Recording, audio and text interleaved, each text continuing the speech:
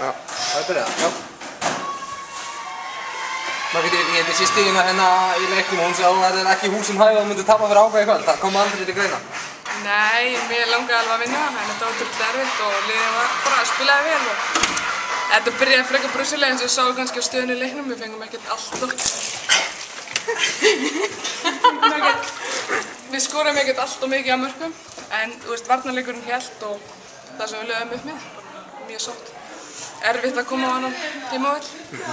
Náttúrulega byrja leikinn að fá bara þetta í 2-3 og svo 10 mínútna kafli það sem að, 15 mínútur hjá þér sem þið fáðu ekki að þau mark. Það myndi að vera ánægulegt.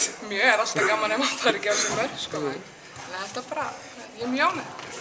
Aftur aðeins að tengingunni við HK, þetta var væntanlega svona aðeins að auka til þess að peppa sig fyrir leikinn að þú værir að koma að spila hérna á móti þessum liðum. Jú, já, þetta er alltaf erfitt svona pínu að mótivera sig fyrir leikinn, að vera ekki of stressuð og hugsa, en svo bara er best að hugsa þetta sem æfingarleik og þetta eru vinkonur mínar og ég ber fulla virðingu fyrir því. Bara mjög ánægð að vinna þetta leik. Og hversu mikið gerir þetta fyrir íliðið? Náttúrulega á sínu öðru ári deildinni, engin sigur í fyrra, 0 stig til þessa í ár. Hvað gerir þetta fyrir liðið að taka loksins 2 stig? Við erum komið helmingi fleiri stig en þær fengu fyrra, þannig að það er bara jákvætt. Þetta gefur okkur bara eins og þess hafið séð bara í leikjanum á undan. Við erum með gott handboltalið, við þurfum bara að trúa því og fólki í kringum okkur er frábært.